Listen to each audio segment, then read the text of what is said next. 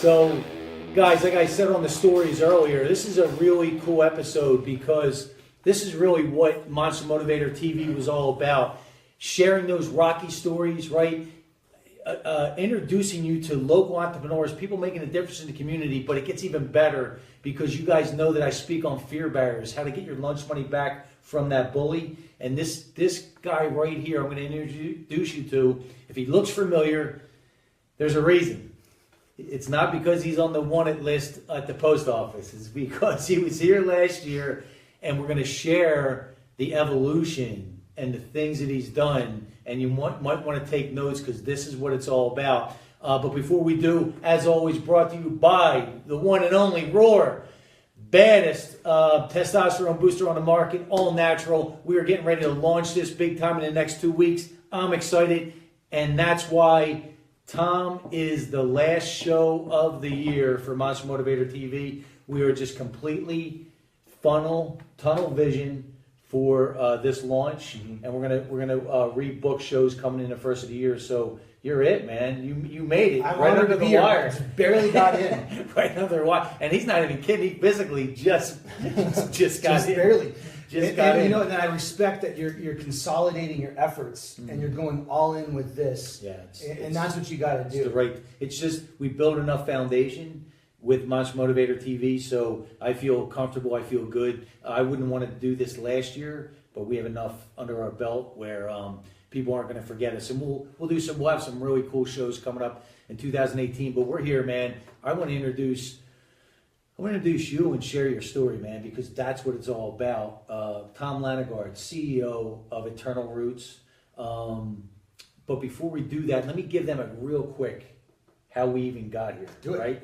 So I just happened to be driving up to 15, a weekday, stop at Starbucks. Long story short, some of you guys already know this story. Met his wife.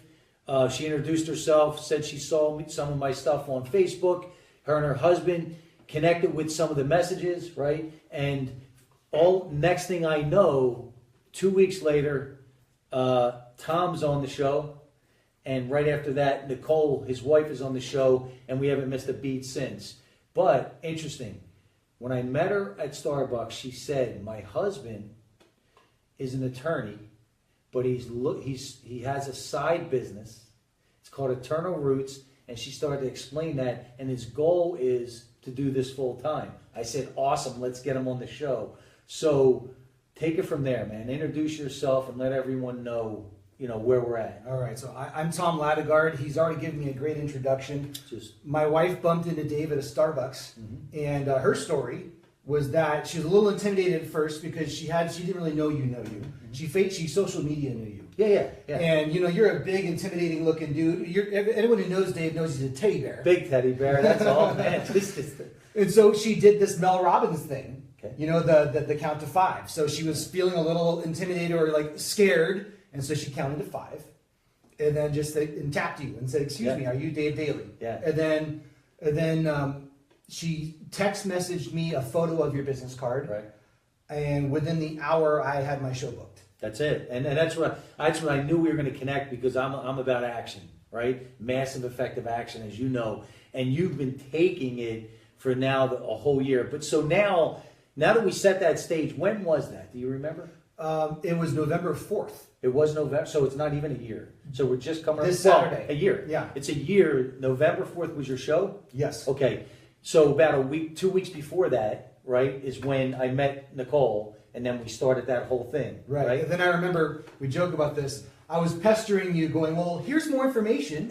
Here's my about page. Here's my blog." What questions? I'm a lawyer, so I over-prepare. Right. And I said... And Dave was just kind of like... I go, I don't even know what I'm going to ask you. So, but we had an awesome show. But the reason I'm excited about this show is this is what it's about. Now, what have you done? And that's what life wants to know. They don't care. What have you done lately? That's what life wants. They don't care about all the other stuff, right? What have you done? So, a year ago, she said you were doing this on the side. You wanted to do this full time, and you're just figuring it out. So fill in those gaps, man. Okay, so I was on your show, and first of all, I'm just going to give you an eagle's eye view I've quit my job. I'm a sole practitioner running my own law practice.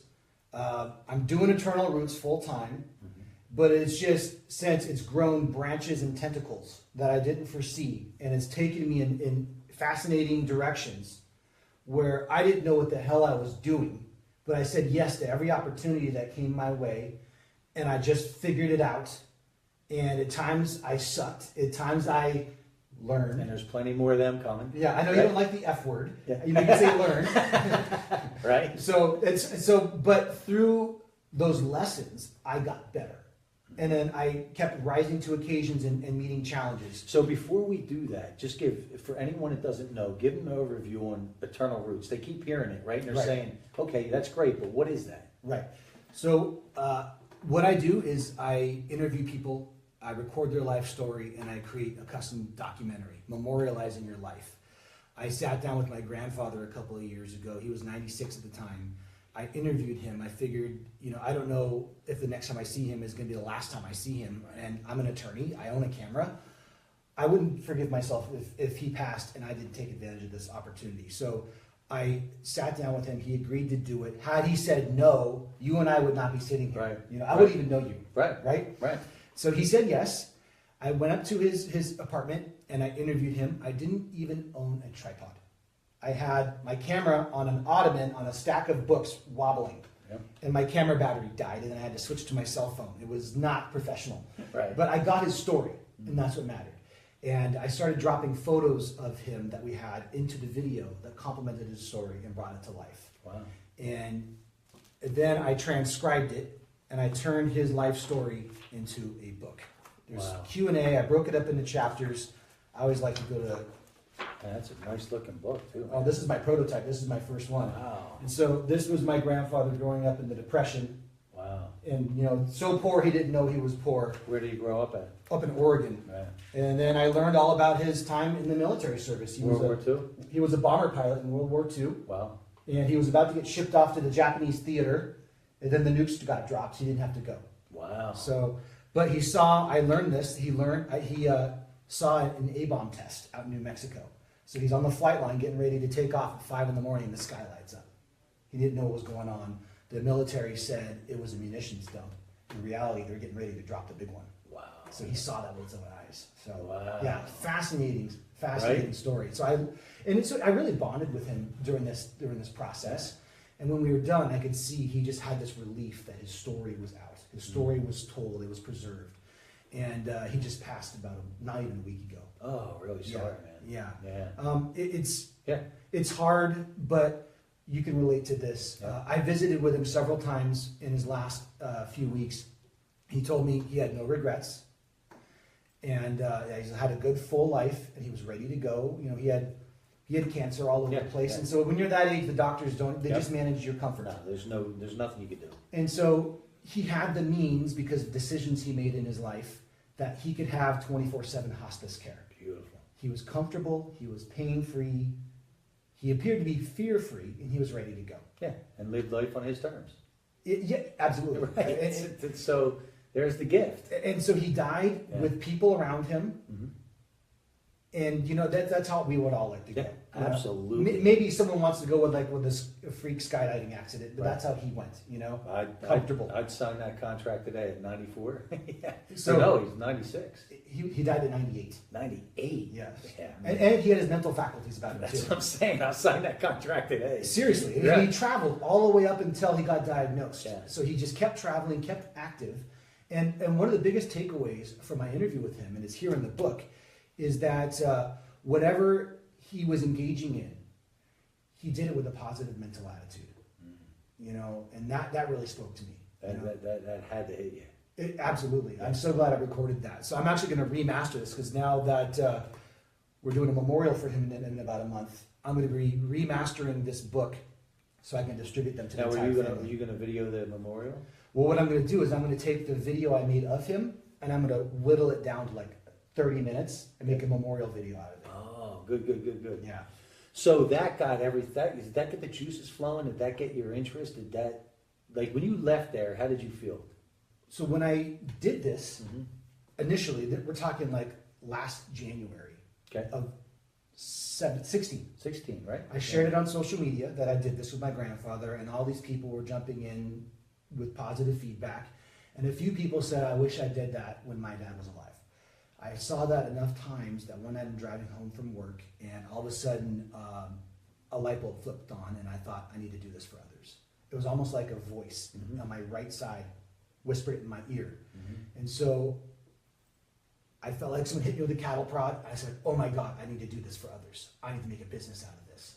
And I immediately went to work formulating everything. And I'm a lawyer. I started with the contract. I wrote my contract first. Right. Built everything around that. Most people do that last. I did that first. And I didn't say this last year. It wasn't on my mind when I was on your show. But I've put content out about this. You probably have heard this. But several months after I launched this venture, I remembered that when I was 21, my mom had sent me a cassette tape of a psychic reading she had. So she went to visit a psychic. It gave her a picture of me. And then the woman talked a mile a minute for 8 minutes. Then I got it on cassette. My mom sent it to me. And I had this vague recollection that she was talking something about how I'm going to make documentaries. And when I heard this back when I was a drunken 21-year-old Didn't punk, even register, huh? no, I thought I'm getting ready to go to law school. What's she talking about? This Right. is quackery. Yeah. You know, this is Yeah. whatever. And through the years, I would think of it every now and then. And nope, not making documentaries now. Right. You know, still litigating. And so months after I started this, it's probably right around the time I appeared on your show. All of a sudden I went, oh my God, a psychic predicted I was going to do this. Where is this tape? And so I was rummaging through my garage trying to find it. I found a memento box. I found a cassette tape. I gave it to my friend Rachel. She went on your show a while back. She does digitization. Yeah. She brings me a flash drive. I put it in. Is that it? No, it was nonsense. It was garbage. But then I found another tape. I gave it to Rachel again, and that was the one. And so on the tape, So you were able to save it? I got it. It's digital. Wow. I've got it on Is flash it drive. clear? It's great audio. Yeah. And so the lady was saying that when I'm 41, I'm going to be making documentaries, and I'm going to make a transformational documentary about the human race when I'm 41 years old. I just turned 41 2 weeks ago. So I heard we were driving, my whole family, we put the thing in a flash in the port, and we're listening to it in the car. Every hair on my body standing straight, going, oh shit, I'm about to turn 41. This is what I'm doing, documentaries. And so when I heard that, you know, I felt bulletproof. I'm doing what I'm supposed to do, and it just feels right. Right. So it feels to me like I am fulfilling what God put me on this earth to do. And the universe is giving you another level of belief, right? Because when you hear that and it's actually happening, it just creates a whole nother level of belief, which is pretty cool. And you need that. So like, Oh, I'm question. bulletproof. No if someone question. were to laugh in my face, Right. I would not care. Now, here's what's interesting about your business, though, and we talked about this before we went on briefly. You're actually doing more commercial stuff right now. Right now I am. So give us some examples of what, because I would have never thought. So give us some examples of when you say commercial, who's hiring you? Well, you know, I like that. you're in business, you Yeah. go where the money No, is. absolutely. And so, Well, you go where the need is. You fill that void. yeah, I mean, I go where the need is, Yeah, correct. yeah. And so I started making commercial videos for myself, just explaining what Eternal Roots is. Yeah, the promos. Yeah, in the very beginning, I'm just shooting videos in my backyard with my old handy cam. Yep. No microphone, not professional, but I'm learning, I'm trying, I'm Right. doing it. And then I started doing these as favors for friends. And I think I may have been inspired by appearing on your show because you're going live, you're interviewing business owners.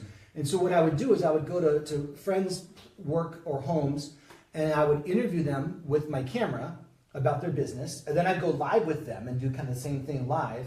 And then I would make a little video for them. We didn't charge a dime. I was just doing this as a mutual favor. You know, you get the exposure, I get the portfolio, I get the Yep. experience, win-win. Yep. And then I saw an episode with Gary Vee where he was talking about, someone asked him a question like, how do I get started? I want to be a trainer. How do I do this? And Gary was like, give it away for free. Just do it. Just build it up and give yourself experience and reputation. And I was like, the light bulb went off. I thought, yeah, I just need to just keep doing this. Just do it. Yeah. Just do it. And so I was just giving these things out like candy for people, and I was getting better. Yeah. And then every time I'd make a video, I'd experiment a little bit. And I'd learn what all these buttons do in my video Right. editor. Right. And I taught myself on YouTube from watching tutorials and just trial and error. So I got better and better. And then I started charging. And then it just started leading to different directions. So I've done a video for this Orange County company called Trio, where they have like a rewards program. So you use their app as you're buying and you get cash back. I did a video for them. Right now I'm doing a video for a commercial lending company. Okay. I went to their facility, I interviewed all of their staff, and I'm doing a video demonstrating the culture of the company. And so one of the things that I bring to the table is that I don't want to just make some commercial that you're going to see on TV. I really want to humanize people. I want to make it emotional to the extent that I can, because that's where people connect. Right. My favorite part of any wedding is the speeches. Yeah. And I want people to cry. No question. You know, if no one gets choked up, no question. yeah, you know, that's the kind of wedding I like to go to. Yeah. So I'm not necessarily looking for people to cry, but I want to make it emotional. Well, no, you want that. You want that connection, right? And it's no different even with a, you know, you're at a funeral, right? If someone is really coming from the heart, that's all people want. Like they want to feel that connection. Yeah. And I had people ask me a lot of times, they'd be like, man, you're doing these quick videos in your truck. Yeah, I said, a thought comes in, I pull over, I throw it up on my thing and just go. Because to me, it's just we're living in a time that authenticity is the commodity, man. It's the commodity. And so people will buy from you when they like you and they trust you. Yep. And so those are really the main elements I'm looking to do for any video. Like and trust. Okay. And so now I don't do business with people unless I like them and trust them myself. Right. So that's kind of my low. I don't care if they're paying me. I gotta kind of like you. I gotta trust you. I gotta be down with what you're doing. Yeah. And so my good friend Jennifer Meehan, I started out with her. I created a sizzle video for her, and then I made a video series for her. Okay. Now Jennifer since is recalibrating and going in another direction, and so she's doing a different kind of coaching than what we initially set out to do. Okay. I'm going to continue working with her. I was on a rooftop with her a week ago in the heat wave. Yeah. I don't know how much I'm allowed to share, Jennifer, so I'm just going to say it. She was pretending to flash other buildings downtown. There was doing a photo shoot for her book jacket. She's writing a book. Oh, okay. Yeah. And so it was all about exposing herself. So she had a trench coat on and she was pretending to flash building, like right in high rises downtown. And I was videotaping just behind the scenes, and I was getting up, there's hedges, and I was like under the hedges, kind of coming up, like a peeping Tom. Yeah. I was having some fun with it. So that's a video I'm doing for Jennifer. Just this morning I was downtown shooting a video for a veteran business consultant. She's helping people employ veterans and retain veterans. And get some secure jobs and... Yes. Okay. So she works with employers to help them with veterans transitioning into the civilian workplace. So this is, but what I like about this, man, business-wise, is it's opening up your knowledge and your wisdom, because it's not just in the living room, right? Doing what you initially are set out to do. Right. But it has to help it's kind of like, you know, if you ride a street bike, right? And then all of a sudden you're on a dirt bike and you're on these windy roads, you just become a better rider. You adapt. You become better. Okay, I thought of this. Right? I want to be like water. Okay, Bruce and I Lee, learned right? this the hard way, and I'll tell you my Right. Tiffany story next. Okay. But I need to be like water, because in the beginning I was like wood. Yeah. Or stone. Yeah. And so I adapt to the person I'm working with. Who are you? What do you want to get from this video? And where are we? So this morning I was on a rooftop downtown. And sometimes I'm in someone's living room or office. And I've been at live events where there's all sorts of noise and chaos going on, and I'm getting footage. And so I just adapt to wherever I am. And I figure, okay, you're the client. You want a video. What do you want to accomplish with this video? What do you want to portray? And then I do my best to deliver that. And so last December, I interviewed Tiffany T, good friend of both of us. I remember, yeah. Yes, I went to her house, interviewed her. And what I learned there, when I interviewed Tiffany like I interviewed a grandfather. In what way? So Who are your parents? Who are your grandparents? Where were you born? And you know, she went along with it, but you know, ultimately she didn't want that. She wanted a video that pops. She wanted almost like a music video, something with energy, something that showed her energy and her character, not her life story. And so I did that, and she and I spoke on Super Bowl Sunday. And I remember it was the last drive of the game, and she and I were having a conversation, and she gave me some feedback that was hard to hear. And she was telling me that during the interview, she felt like she was being interrogated by a lawyer. Oh man, that hurt. So you're a lawyer, you came out, huh? And during her interview, there were times where I wanted to jump in and be like, oh yeah, me too, and mix it up with her and talk with her. But instead, I kept telling myself, it's not about you, Tom. It's about her. So let her tell her story and, get out of the way. That was my monologue, inner monologue. And as a result, she felt like I was on the other side of the fence from her, and she was out on an island by herself. No connection. Correct. Yes. And I killed the connection. Yeah. And that's not my talent. I'm very empathic. I connect with people. I can feel people, literally. Right. And so she gave me that feedback, and once my ego recovered from that, my lawyer ego recovered from that, I was like, damn it, she's right. She's right.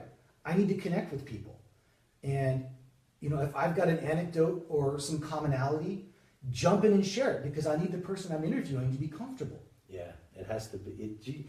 There has to be that connection, because once you have this, they have that. They have it. Right. So like if you're all wooden and I don't feel right with you, this whole thing is going to feel off. Right, and then the other thing too, it goes back to identifying who you are, right? Knowing who you are, what your DNA is, what makes. So if I'm forced to go through a list of questions, you just cut my personality off. Mm-hmm. But then there's other people that without this, they'd be frozen, right? Because it's just not their personality. I need to be free. I need to just roll with this, and whatever comes up, comes up. So I think it's understanding who you are. So every interview I've done since that one, Right. It felt a little risky at first. Now I just do it. I interviewed an elderly gentleman just a couple of months after Tiffany. Well, actually, I went back and I re-interviewed Tiffany, by the way. I said, okay, I'm doing this again on the house. And she made me sit on the couch with her, side by side. Right. So she wanted like a talk show feel. Yeah. That's what she wants. That's what she gets. And so during the interview, it was just a two-way conversation. Skewed in her favor, but it was a conversation. And so that's what I do now when I'm interviewing someone and I'm in their living room and they don't really know me. At the end of that interview, they're going to know me. Yeah. So it's a free-flowing conversation. And if I find like an anecdote I want to share, a me too, or maybe I want to throw in a little analysis or perspective on something they shared, I'm just going to do it and I don't hold back. And what I find is that the person I'm interviewing is grateful. That they feel they like the connection, and it opens them up more. Yeah. And then they share more. They feel more comfortable. And how much better is it for you? It's got to be so much more fun. Oh, absolutely, because I come out of that thing with a friend. Right, and you're able to be Tom, right? Yes, I can just be myself, not the lawyer. No, yeah, exactly. You could just be Tom, the guy that wants to be away from that corporate world, wants to be away from that, right? That buttoned up world. So a project I recently finished, really nice guy. His name is Mike. Okay. I interviewed him, and when I delivered his book. And so, by the way, I want you to know, I found a local vendor in San Marcos who makes these books by hand. So I get these books, they're handmade now. Before, these are like clip-on ties. I just kind of pop them open, put the books in. The new books are made locally. They're handmade? They're handmade. Like I get the custom. Wow. Yeah, the custom lettering is. Eternal Roots. Yeah, so the quality just went up a lot. Yeah. I dropped off these books to my client Mike, and it was really cool watching him flip through this book, and I was really happy with this. And so he volunteered to give me a testimonial video. So I went to his office on Friday, and I did that. Wow. I live streamed it too. Did you? Yeah. That's and so he was talking about how he just felt at ease and connected with me, and at the end of the interview, he felt like he had a new friend. And that's it. So what else? You just won. Yeah. Right? And so his family gets these books. His family, his kids and grandkids are getting this as a Christmas present. And they're all going to know who their dad is and who their grandfather was. Love it. And you can feel it. I can just feel the energy, the passion from you. You can see it in your eyes when you talk about this. But here's what I want. I want to pull out some golden nuggets now, right? Let's go. Because this is about value. So, this time last year, you were a full-time attorney. Okay. Right? Yes. Is that correct? Correct. And you were doing Eternal Roots whenever you could, just stumbling, fumbling, figuring it out, right? Wading through. Yes. With the handheld, with the battery, with this, with that. Sponsoring bingo at senior centers. That's it? Okay. So when did you take that leap? April of this year. Okay, April of this year. So, everyone wants to know, how did you do it? How did you do it? If you need to break it down for us, but that's the golden nugget, right? So the scary thing Oh, is, and let me also, right? He has 2 little kids, right? How old? 7 and 9. 7 and 9. Married to an awesome lady, Nicole. So he has a full-fledged family, right? And I'm going to share this because you shared it before. The inner circle doesn't always, right? Because they want the best for you. So I just wanted to plant that seed. Yes. So now everyone wants to know, how in the world did you make that leap? As of January 1st, I knew this was going to be the Of year. 2017. Yes. And you and I took in the new year together. Mm-hmm. And I knew January 1st, this year is going to be a massive change for me. I knew it was coming. I just didn't know when the right time was. Mm-hmm. And I kept thinking, yeah, I should do it now. Oh, it was terrifying. I was terrified. Of course. And but things weren't going really well at the office. Work was really slow at the office. And I have a different philosophy on how to run a law firm than the guy I worked with. He was just kind of more passive. I'm more of a go-getter. Mm-hmm. And so it wasn't really jiving. Business was really slow. And I was smelling like, I'm going to get laid off.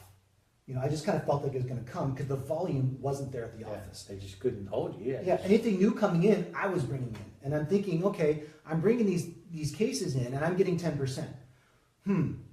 Or I could just be on my own and take 100%. So I was kind of doing that math in my head too. So they cut my pay. And there wasn't the volume there. So I was put on hourly. They took my salary away. They put me on hourly. Well, they don't have the volume. And so I realized I'm going to be making about $1,500 less per check. It's like $3,000 less a month that I just took in the face right there. Yeah. So I just felt like, okay, the universe is telling me it's time. I'm on the edge of the cliff, and basically the wind is blowing me off the cliff. You're gonna fly. And I can hold on to this job, but it's going to do more harm than good if I hold on to this job, and I'm not even happy. And so another thing that kind of forced me off is I had an amazing project I was working at the time. For the attorney? Well, during the attorney. Oh, so Yes. internal roots. Correct. Okay. So last August, right before I came here, Okay. I pitched the San Diego County Bar Association. That's right. So they have this annual program called this Distinguished Lawyer Memorial. Every year, prominent attorneys who pass, they can get nominated into what's like a Hall of Fame. And every year it would be people at a podium talking about the decedents. And then they'd get a plaque, everyone would clap, and then they'd go home. And I kind of thought, we can do better. So I pitched the bar on, how about you hire me, and I go in and I interview people, and I make memorial videos. And so they asked me to make a proposal, and I did, and several months went by, and I heard nothing, so I forgot about it. Just crickets. It just went out of my mind. Right. One afternoon in February, I get a call. It's Friday at 4:30, and it's the director of the Bar Association. Actually, it's the Bar Foundation. It's a nonprofit. And he told me that they're accepting my proposal. When can I have the videos done? Wow. And I was like, oh, shit. This is happening. 6 people were being inducted. They wanted me to interview 3 survivors for every person being inducted. 18 interviews. Wow. And the ceremony was in May. When can I have the videos? So I had to make a spreadsheet detailing all the people and who they relate to and who's getting me the pictures and coordinating. And these people are judges. These people are lawyers. They're spouses and siblings and good friends of the people who died. And I was like, oh, this is heavy. What did I just get myself into? I didn't really think this through. This is intense.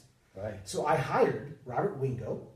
He works for Fox News and he knows. He did some editing for me. Yeah. Yeah. So I hired him because I met him. Yeah. He was here in the studio. Okay. When I did That's your right. show. Yeah. So I hired Rob and I did all the interviews and I put the whole thing together and then I would send him all the files and he made the videos. And then he and I, had a kind of creative brainstorming on the direction and the tone. And so the videos were done and they got shown at a ceremony in front of the entire local legal community. And I got to watch my videos on screen. I knew those videos inside and out. Yeah. I got to watch people Yeah. watch the videos. And so this experience was life-changing to me in multiple ways. One of them was I took on something that I wasn't remotely ready for, and I just figured it out later. It's the only way, man. I just figured it out. And the money wasn't even a factor. I got paid some money. Right. I didn't charge nearly enough. I should have charged 4 times more than what I did. But you did it. I did it. I got that under my belt. I have these videos, and the entire legal community saw my work and my logo up on the screen. Yep. And in fact, I got work directly out of it. So one of the ladies who I interviewed, whose best friend had died, she hired me on the spot. And so I went to her house, and that became an actual client. And I'm working her books in progress right now. And so I won't go too deep into this. I'm just going to skim the surface on this one because we can go down the rabbit hole here. We're not going to do that. But I will tell you this. In the process of making memorial videos for people who have died, I wasn't the only one in the room.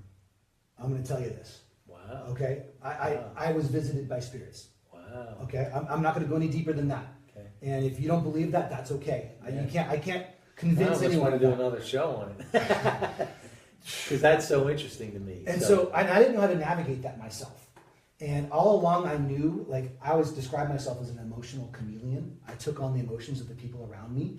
And so when this first happened, I was really confused. And then I realized, whoa, what's going on here? This isn't even my stuff. I'm not alone here. Oh my God. Like, there's someone else here. Yeah, absolutely. Wow. I was getting ready to interview the sister of someone I was memorializing. And I was thinking to myself, what do I ask the sister? This is really heavy what I'm getting into. I'm walking into a grieving sister's office to interview her about her brother. And then that's when her brother came through. Wow. Yeah. And the reason why I was able to even understand it, because I was consulting with Jody Doty on the side. So I would reach out. So she's a medium. Yeah. And I know Jody through just a circle of friends I met through Dave. Yeah. And so I went to Jody and I was saying, like, this is happening. And she was on it. She was responding immediately and she was telling me what was going on. And so she basically, I can only receive messages through feeling. That's how I receive messages. I can't see anything. I can't hear anything. Jody took care of the rest for me and just kind of helped me process and understand all that. Wow. So for me, I'm used to it now. Like, that can kind of happen and I don't necessarily break down to a puddle of goo on the floor. Right. I can kind of hold my own now with it, but Right. I can understand it and I can understand when the emotions are mine and when the emotions are not mine. Wow. And Did it feel positive? absolutely beautiful. Really? Absolutely. Every time? 9 times out of 10. Okay. Sometimes dark energy can come through and you Yeah. just got to learn how to block it out. Right. But no, I have, Really? yeah, Wow. beautiful energies coming through. Wow. Yeah, it's really gratifying and I feel blessed Yeah. to have that Experience gift. Yes. Just to experience it. Yes. Man, that's pretty, isn't it? It's just wild. And then since then, I've done other memorial videos, and I really enjoy doing memorials, and I didn't think I'd ever say that. But that's a new offering that I have. That's something I do.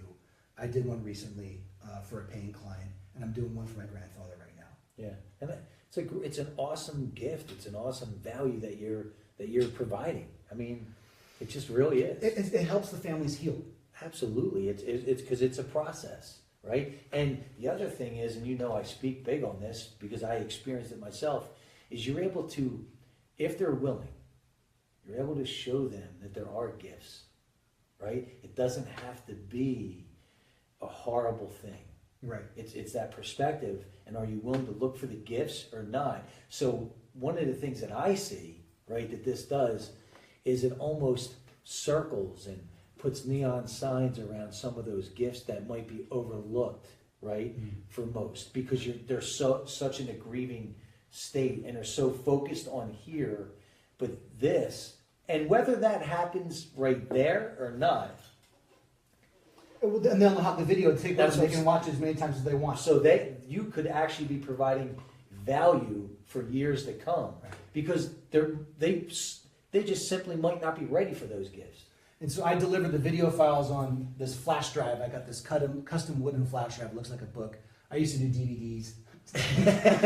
Never burning a DVD again. This is my delivery. So, you get this video and maybe, okay, thanks, I got this. But when Grandpa goes, this thing becomes priceless. Absolutely. No. And here's the thing. You're becoming so well versed because of the commercial, right? Because of these other areas. It's not just memorials. It's not just for grandpa, even though it started out that way. Because at the end of the day, you're still providing real history, saved, condensed. You know, you can take that with you. There's so much value to me making it, and what I learned, the lessons that I'm learning from my clients I'm sitting down with, and I'm learning about their life experiences. These people saw history. Yeah. You know, and then we're talking about their spirituality and their philosophies and their regrets and their lessons. All that rubs off on me. Right. So I'm like, just like you doing the show, like every person you sit with, you're not the same person. No. You know, no, you're not. It's impossible. You learn from them. Part of them comes with you. And that's why it becomes your oxygen. Yeah. It's true. Well, because it's all about that. So everyone wants to know, you did it, you took the steps, you didn't know how, as always, right? And it scared you and excited you at the same time. So we Still know does. that was big Still enough. does. That ain't going anywhere. Where everyone probably wants to know, really, where is this going? Where do you see this? Where's your vision for this? So one thing I've learned is, you know, you can't have too much expectation. Mm-hmm. If I try to control where it's going, you know, I might steer it off the cliff. Mm-hmm. And so I'm just kind of going, I'm doing massive activity, but I'm kind of going where my intuition points me. And if someone comes to me and they want to work with me and I feel right about them and I like what they want to do, then I'm going to work with that person. And who knows where it's going to go. So one thing I've learned is every dollar I've put in advertising has been a wasted dollar. Okay. Has been a dollar I've lit on fire. All of my income, all of my clients in this venture has come through networking and referral, just word of mouth. Referral and word of mouth. It's so interesting. I tell this story all the time lately. Is this time last year, from October through December, when we got done the year, Caitlin said to me, "Do you realize that we only booked about 20% of our shows in the last 3 months? Everyone booked other people that were already on." Right. You know, so it was a cool feeling because you feel like, okay, something's happening. So there's something happening for people.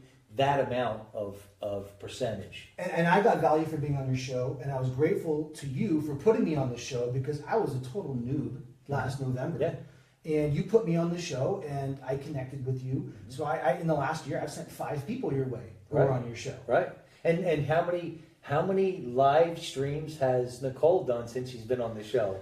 Right? We tapered that down, but for a while we were doing it a lot. Right. But before, right, she was, and I just said, be you. We're just going to chill. Yeah. And so, and ironically, here I am in the videography business, and I was afraid to get in front of the camera myself. And that's a great point. So here's the other thing, and I'll never forget this because you said it multiple times.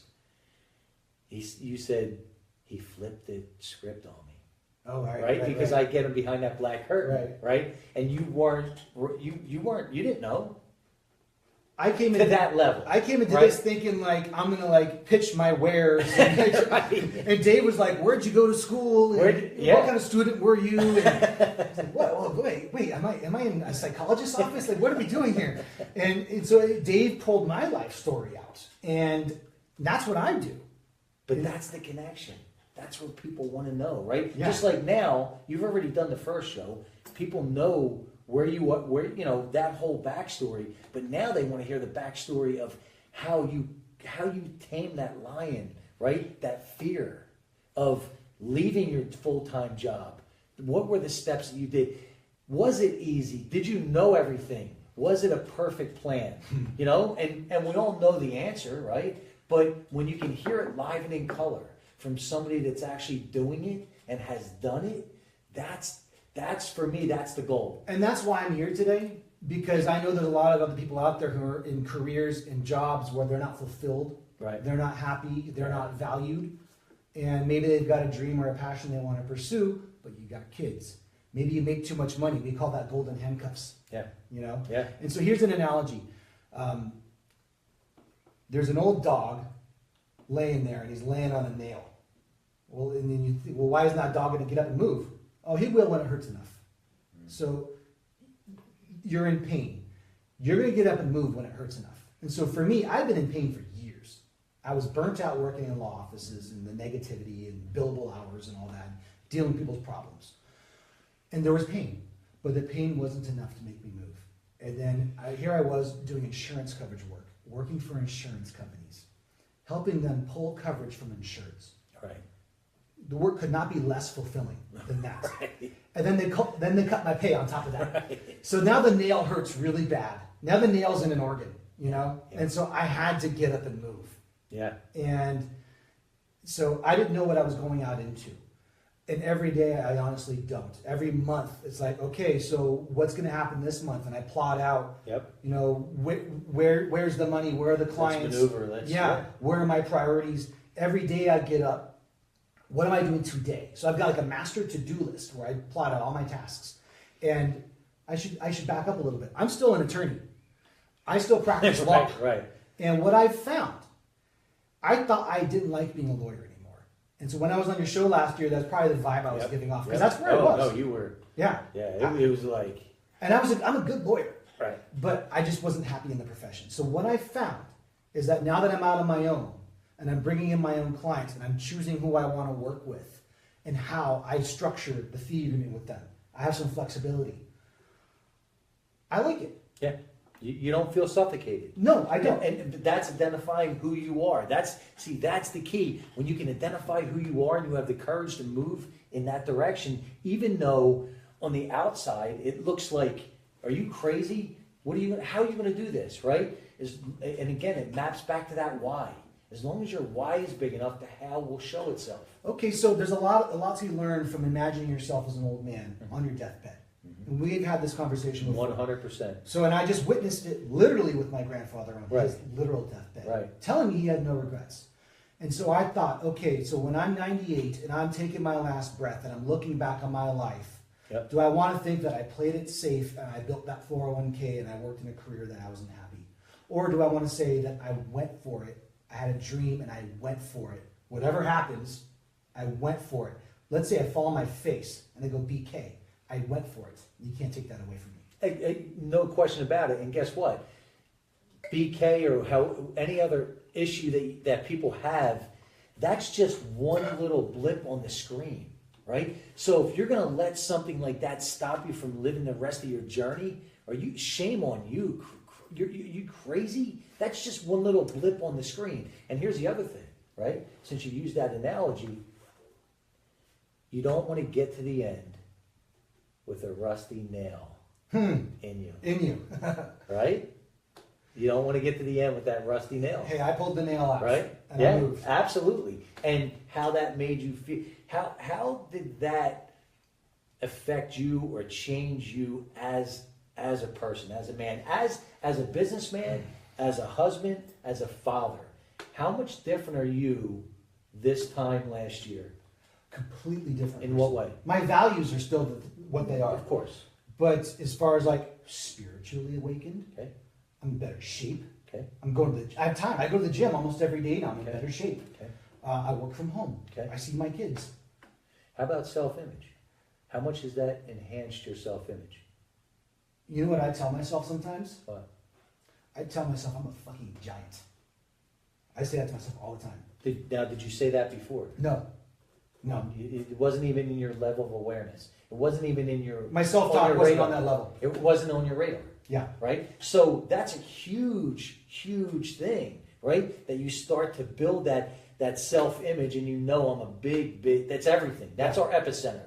That is, but we can build it up, tear it down, but we can't outperform it. And so I have armor up because Yeah. you need armor going up against the world. Absolutely. And so recently I had someone tell me, a prospective legal client, asked me in faux hypothetical style. It was really him asking for himself. Because I was telling him about my other business.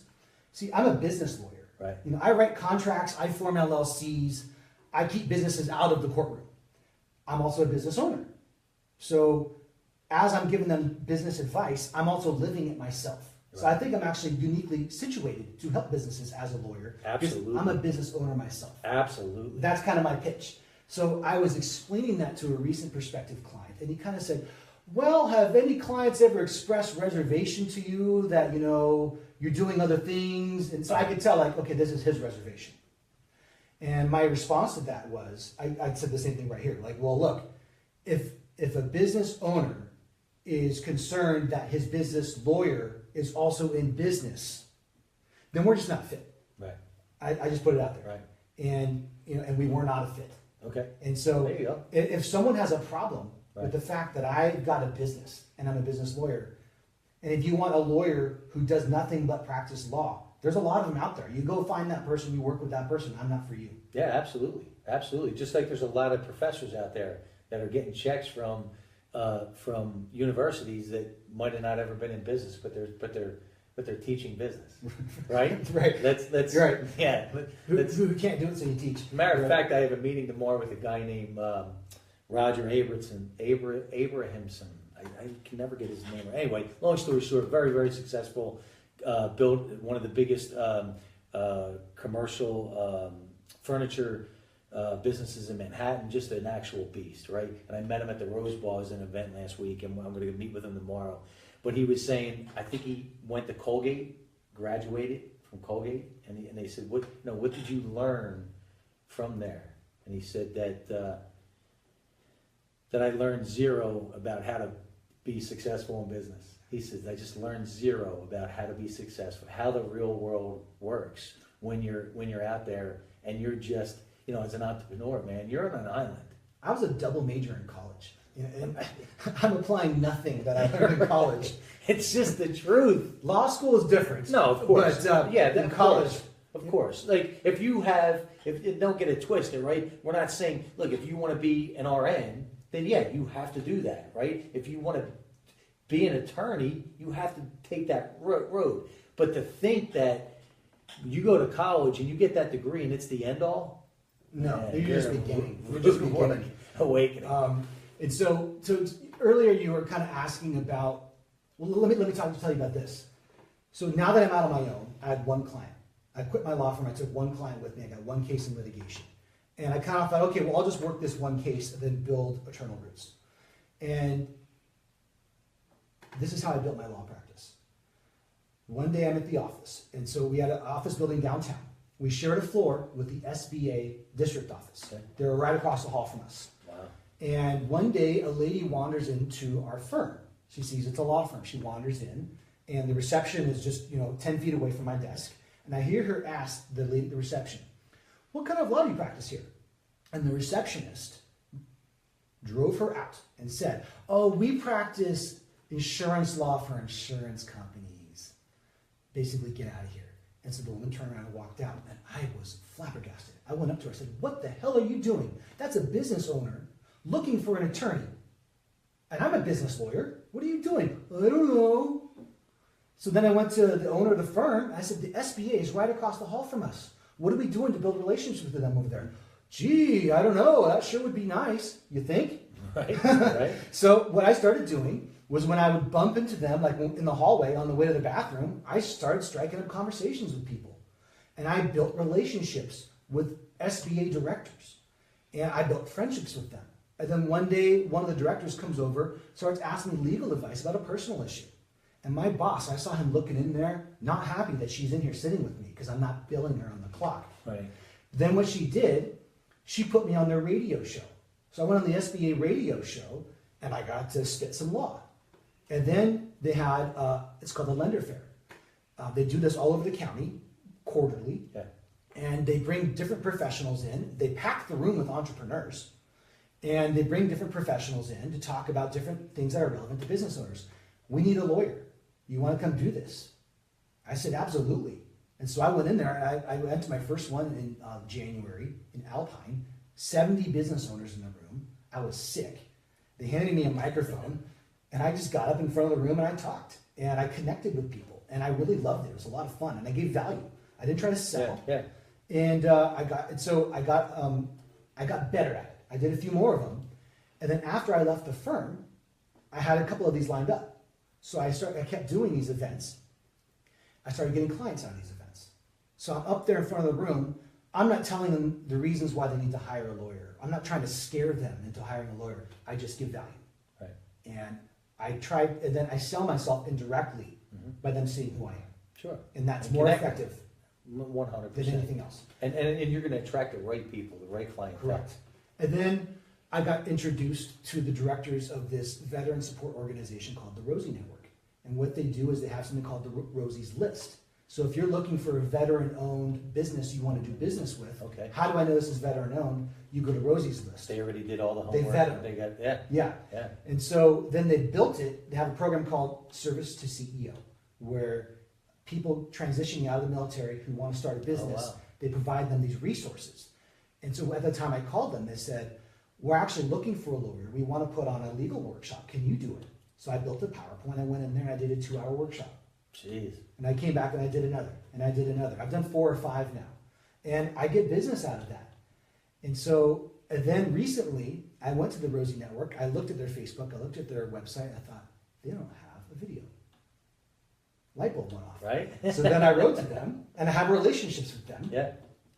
I noticed you don't have a video. This is what I do. Here's my YouTube channel. Give them the link. Check out some of my work product. Let me know if you're interested. They wrote back saying, funny that you say that. We were just talking about how we need a video, but we don't have it in the budget. We're a nonprofit. And so I just did it pro bono. So I went over to the facility. I interviewed some of the members, interviewed one of the directors. I made a video for them. And it was just shown last week at an awards banquet in front of hundreds of people. So that was that was a really cool opportunity. Once again, when I started this, I wasn't quite sure what I was doing. Was I in over my head? Absolutely. But you know what? I thought I got to the county bar thing. I can do this. Absolutely. It's that massive effect of action becomes magical. And if it scares you, good. Lean into it. It should scare you. You're not kidding. Yeah, and so I went towards what scared me. Yep. And then you and I recently, we didn't get to work directly in this, but at the 1000 Speakers Academy. Yep. So that's another event that I did. Yeah. And that inspired me to go out and buy a new camera, which is pointing at us right now. but that's it. That's it. You're doing the whole recipe is exact. You're just figuring it out as you go. That's what I'm doing. And then every project I do stretches me, taxes me, makes me grow, makes me get better. So as I started doing more commercial work, so I can do a 3-hour life story interview. Technically, it's pretty easy. But when you're doing a 90-second commercial, a sizzle video, every second of that video counts. Yeah, because they're looking for an ROI on that. They're looking for they're And there's attention spans you're dealing with, you know? Yeah, so it's a different animal. It's totally different animal. So that was actually really challenging. And at first I was making like 12-minute videos. And then over time I whittled them down, down, and made them more condensed. It's kind of like when you're making chicken stock. As the water goes down, there's more flavor. Yep. And so I refined that. And so now what I'm doing, I'm finding I'm developing a niche I didn't look for. And I'm working with professional coaches, professional speakers, people in the personal development field. And that started a little bit before the Speakers Academy. But one of the reasons why I was attracted to that and what Manny was building with that academy is that it's about personal growth, public speaking. Yep.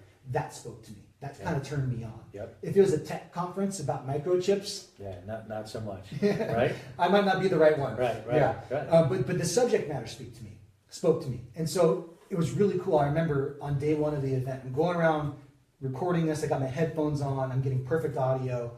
And I'm just like, this is awesome. You know, I'm turned on. This is really cool. Like, I'm enjoying the subject matter, and I'm having to pan around and follow the person on stage. And this is awesome. Now I get to go home and edit this stuff, and I'm just taking the message in over and over and over again. You're in your groove, man. Yeah, I'm having a blast with it. And so I've got some friends who are in the involved with Jack Canfield now. Okay. So he's got this program. I think it's called Train the Trainer, and it's really intensive. And he requires them as part of the program to go and do their own live event. Oh wow! So these people have to go get like a hotel room, you know, like a hotel ballroom, and try to put people be their own event planner. Yeah, and give a presentation on personal development, on what they call the success principles. Yes, his book. Yes. Yeah. And so, well, you know, that's right up my alley. Hey, this is personal development. I love this stuff. And so last week I went to an event. I was referred by some friends, and I was recording Jack Canfield speakers. And so the cool thing about this specialty is that these people, so she had friends also in the Canfield group, and they said, "Oh, you're a videographer? I need a video." And so the cool thing is, like, I don't have to sell it. Yeah. I don't have to be like, "You need a video." Right. No. The neurons make the connections. Exactly.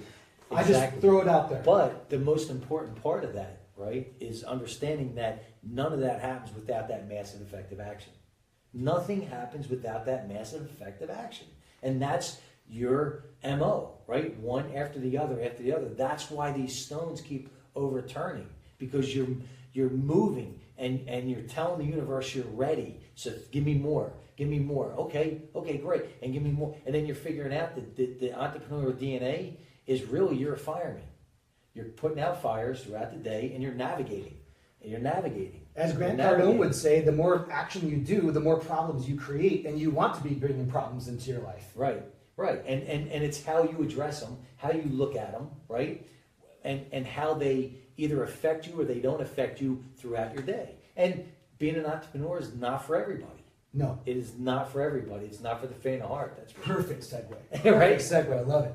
So I've got some buddies from high school. Now there are some people from the old days like, yeah, I really don't need to have a whole lot to do with you. And there are others were cool. Yeah. And so recently a buddy of mine had a birthday party. So we all got together, a bunch of high school buddies, and we hit up a restaurant, and we hit up a dive bar. I'm a dive bar kind of guy. Yeah. And so we're at dinner, and I'm sitting next to someone who's kind of just like an acquaintance. I wasn't really close with the guy. And he said to me, Tom, you're too grown up. I'm quoting him. You're too grown up. You're too mature. You just need to be like the Tommy I knew in high school, and you just need to get wasted, dude. Come on, man. You're too grown up. And here I am processing what he said literally, and I was just trying to understand what the hell he was saying. Like, really? I'm too grown up? I've got a business, and I've got a family to support. And so, but I realized he was saying that your ambition and your growth and your trajectory in life is holding a mirror up to me, and I don't like what I see in the mirror. Making him uncomfortable, yeah. Yeah, he was telling me. You're hitting a chord. And here he's telling me, why don't you just get drunk? I'm like, well, I'm on my 4th beer right now. But so when you start growing and becoming a bigger person and doing big things in your life, some people are not going to like that. Right. And they're going to swing at you. They're going to try to pull you down, crabs in a bucket. I've had it in my own life. And you can't let that throw you off. No. And so you look at the person saying, okay, well, where are you in your life? Right. Is this person happy? What is this person doing to make himself uncomfortable? Right. And even if he is, it doesn't matter. It's not your journey. Right. It's not his journey, right? And I always say too, is if you're gonna let them pull you down, life says then you didn't deserve it. I didn't want it bad enough. You didn't deserve it. You didn't earn it. Right? And that's life's rules.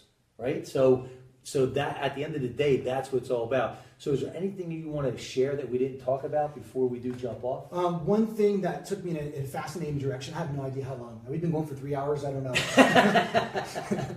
Okay, I'll be this real quick. I got a call from a mutual friend, a recent acquaintance, and she said, I want to hire you to make a video for my husband. Okay. Great. So let's sit down. And she's like, no, I want it to be a surprise. Okay, well, what do you have in mind? Well, our anniversary is coming up, and I want to make a video for him. So here's what I want to do. I want you to interview his parents. They're in Florida. Can you do that? I was like, yeah, actually, I can use Zoom. Yeah. Okay, so I interviewed his parents in the 80s using Zoom in Florida about their son, and I went to her house, and I interviewed the wife and their kids. The kids are the same age as mine. Yeah. I had them sit in a big oversized teddy bear. Yeah. It was adorable. And then I got a bunch of photos, and then I made a tribute video. Wow. It wasn't even my idea. Wow. Yeah. So she said, I want to do this. I don't even offer this. It wasn't something I even thought of. What am I going to do? Say, I'm sorry, I don't have that. Sorry. Right. No, I just figured it out. I figured it out. And then I made something.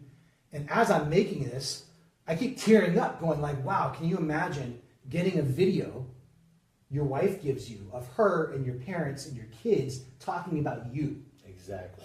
So I got to go to a party where he didn't know this was coming.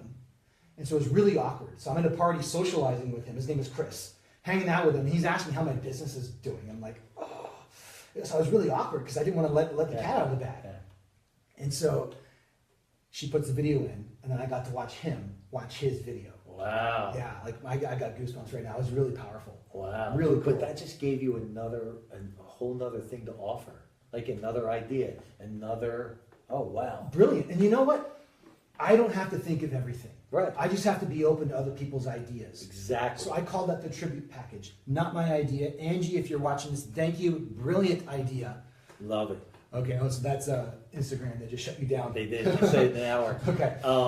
So I know you're going to be able to jump back on, reconnect with everyone, post all your links so nobody has to worry about writing them down. Okay. And is there anything you want to share before we jump off? Oh, I'm sure there's a lot of other things I could have gotten into, but attention spans are what they are. That's it. And there's That's probably it. a few less viewers at the hour mark than there was at the That's all right, 5 minute man. mark. But the beautiful thing is we'll keep this rolling as always, man. You know, I'm glad this is what makes it fun for me, right? To come back around full circle, and I'm looking forward to seeing where we're at this time next year, right? And sharing those victory stories, man. I love it. And as always, you know we end this the same way, right? I do. And you've earned this one.